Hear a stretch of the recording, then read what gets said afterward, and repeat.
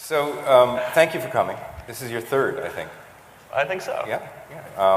So you've sort of grown up in the Web 2 stage, I would say. I didn't mean that the way it sounded. So sorry.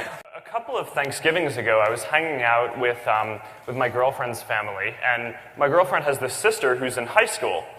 So whenever I get a chance to talk to high school kids, I always want to ask them what type of stuff they're using, right? Because I think I'm kind of young, but when you talk to high schoolers, you feel old immediately, right? Yeah, I know. And so I was asking them, what kind of stuff are you using, right? Do you use email? Do you use these different social networks? Do you use different iPhone apps? And so when we got to email, I was like, all right, well, what do you use? And they're like, well, some of us use Gmail, probably most of us use Gmail. A bunch of us use Yahoo, but we don't really use it that much. And I was like, well, why? I thought everyone uses email. And they go, well, it's too slow. I'm like, what do you mean it's too slow? Email's instantaneous. You send an email and it gets delivered. And what they meant was that it was too formal, right? The types of communication that a lot of people are doing these days, things like SMS and IM, are just a lot simpler, right? I mean, you don't have to remember an address. You pick out someone's name that you want to send something to, you send it to them. You don't have to think of a subject line. You don't need to say, hey, Mom, at the beginning. You don't need to say, love, Mark, at the end. It doesn't need to, there's no paragraphs, so you don't need to keep track of different threads or anything like that. It's just really simple. And I think that messaging in the future is going to resemble that a lot more because it's a lot more natural. We have one thread, right, a conversation between us. There's something about Facebook, which, and I think you'd acknowledge this, which is that it sort of doesn't ask for permission, it asks for forgiveness. That seems to be a Facebook sort of trait, that it's sort of like, well, we'll just keep pushing that envelope until, oops, okay, sorry. We hear you, and then you listen and you pull back. And that happened with the user ID and rate Rapleaf, incident. And it happened with groups too. It's like all of a sudden I was put in all these groups, I started getting all this mail, I'm like, oh, and then I had to go change my permissions and say, no, don't send this stuff, and so on and so forth. Is that an intentional point of view, or is it sort of, and I'm not against that. As a matter of fact, there's many cases when, I've said to boards that I've had to face, sorry. Right? I mean, is that the put? I didn't ask for permission. I asked. I'm now asking for forgiveness. So is that does that resonate with you? Well, our view is that the friend relationship is meaningful, right? And that's the whole point of having a bi-directional relationship instead of a one-way follow model, right? It's a confirmed thing, right? I mean, we're friends. In this graph, what that means is that you now have the right to do certain things. You can post on my page. Right. You can tag me in photos. Right. Now, filtering in my inbox is sorted on that too, because now any of your friends can send a message that goes to my inbox. So that's really how we look at it, right? Because one thing that we do here a lot, our value system errs very strongly on the side of openness and portability, and that's what we've built Connect, which as far as I can tell, is the single largest system that allows people to bring their data from one system to another that's ever been created. But what we hear most of the time, there's a community here that I think is very invested in that stuff, and we feel pretty aligned with that because we think that in a lot of ways that's the future. That's what's enabling a lot of the new applications and great stuff to get built. We have now, the Congress sort of interested not just in this question, but very specifically in your company. How do you handle, a headline such as Facebook response prompts strong words from privacy lawmakers? There's a new Congress, and the chair of the Energy and Commerce Committee, Joe Barton, incoming, said, in the next Congress, we and our subcommittees are going to put internet privacy policies in the crosshairs. Can you go to them and say, look, we're figuring it out, leave us alone for now? No, but this is what I was saying. I think right now, a lot more of the feedback that we get is on the side of users need complete control of making sure that anything that they put on the site will only go to the people who they say it will go to, right? And my guess would be that over the next few years, I don't know how long this will take to play out, the data portability and openness side of this it'll become a lot more obvious why that's valuable. I want to ask you about a couple of questions of competition. it strikes me, and we talked about this the last time you were here on this stage, that you're really you're in a very interesting phase. You're in what some may call the pre-IPO stage. I won't even bother asking you when that's happening because your eyes will You'll have to glaze. go a couple years ago, you asked me. I asked you a couple years ago, and you're like, it will be a couple years from now. It's like, God, it's so far away. A couple years from now. So I'm waiting for that S1 to drop. But I know don't hold your breath. Yes, don't hold your breath. Exactly. But I, there is something that I wonder with Open Graph and Facebook Connect on so many and likes and everything just spreading out across the web. It strikes me you're ready to distribute Facebook's business model off domain and do a friend or a social graph driven ad network, not unlike what Google did about this time in its history 6 years in, which was AdSense. Do you think that's a reasonably good idea? Well,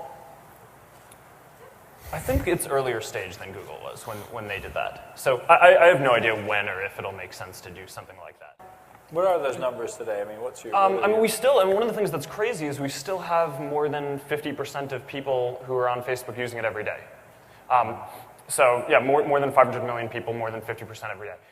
But the bottom line that we found was that you make something social, and that kind of rethinks the whole space. Right? A social version of anything can almost always be much more engaging and outperform a non-social version. And there have been 4 really good game companies that have been built almost entirely on top of Facebook. Right? I mean, Zynga, Playfish, Playdom, and Crowdstar are really meaningful companies. I mean, Playdom was just bought for $750 million. Playfish was bought for almost $500 million. Zynga, obviously independent and worth multiple billions of dollars.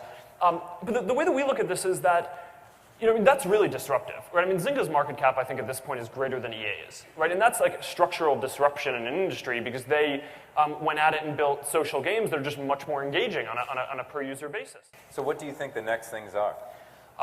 It's really tough to predict because I think a lot of it comes down to excellent entrepreneurs with vision, right? And I mean, it really isn't like, it's not obvious, right, how you don't just like plug social stuff in and it works. Well, these excellent entrepreneurs in the audience would like to know the ones you're going to do so they can steer clear of them. I think, anything that, and if we're helpful to other industries in building out what would be a good solution for e-commerce or anything like that, then I think that there will be some way that we'll get value from that. But I don't think about, exporting an ad system or anything like that anytime soon. Because social enabling other people is a really, really powerful capability that you have.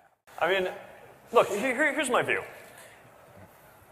I think we do a lot with Apple. So I mean, these things don't always have to start big, right? I mean, you can start small and build some great stuff. My view, as I said before, is that I think over the next 5 years, almost every major product vertical is going to get rethought to be social. Get on the bus, right? Like, you're either going to be you're either going to have an incumbent who embraces this, like Apple's doing, right, and trying to push into social stuff into iTunes, and that'll be good, or there will be some really creative entrepreneur with great engineers who are building and rethinking the experience from scratch, and I just think it's going to be a really exciting period to see how this plays out, right? I think some of these are going to be incumbents that are very versatile, able to rotate their business and make things more social and designed around people. Some aren't going to be able to make it, and there's an amazing opportunity, I think, for new entrepreneurs to build new applications and rethink a lot of verticals. But I think over the next 5 years, there's going to just be this opportunity, and everyone is going to have to think about this, kind of in the same way that they are about mobile, right? I mean, you can't, like, there's no way that 5 years out or even 3 years out, any major company isn't thinking about how their products interact with phones and in a mobile environment. And I think people will get there, and they just need to, I think, take the steps that make them comfortable to understand how valuable it is and understand how to integrate it. And I don't think a slow approach is necessarily a bad one. I want to ask one other question before we get people should start coming out. But Facebook is still a relatively young company. One of the things that we see as companies get bigger, it's harder to maintain the culture. How much do you think about that at Facebook? to build the DNA into the culture? I mean, every day.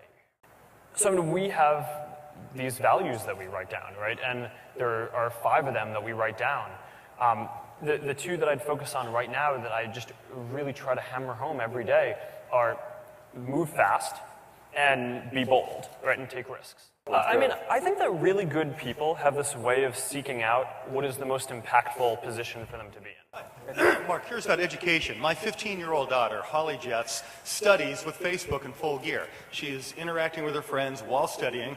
With the first couple of years, I thought this was a total distraction, but her grades are actually pretty good, so it must be working. And it made me think, do you think of education as an opportunity area for Facebook? You know, corporate Facebook pages are fine, but how about, is that an area that you think of building applications and services for? Sorry, I didn't hear the end of that. The question is about do you think education is an opportunity in terms of building applications or services on For making education social. It's an inherently social activity. Yeah. You know, I've spent a lot of time over the last year researching education. And, you know, one of the issues and one of the reasons why I ended up choosing to get involved with that outside of Facebook is that one of the issues is you can't actually sign up for Facebook until you're 13, right? Unless you have your parents' permission. But basically, like, it's not very well adopted in under 13, so that kind of cuts out a lot of the time when people are developing.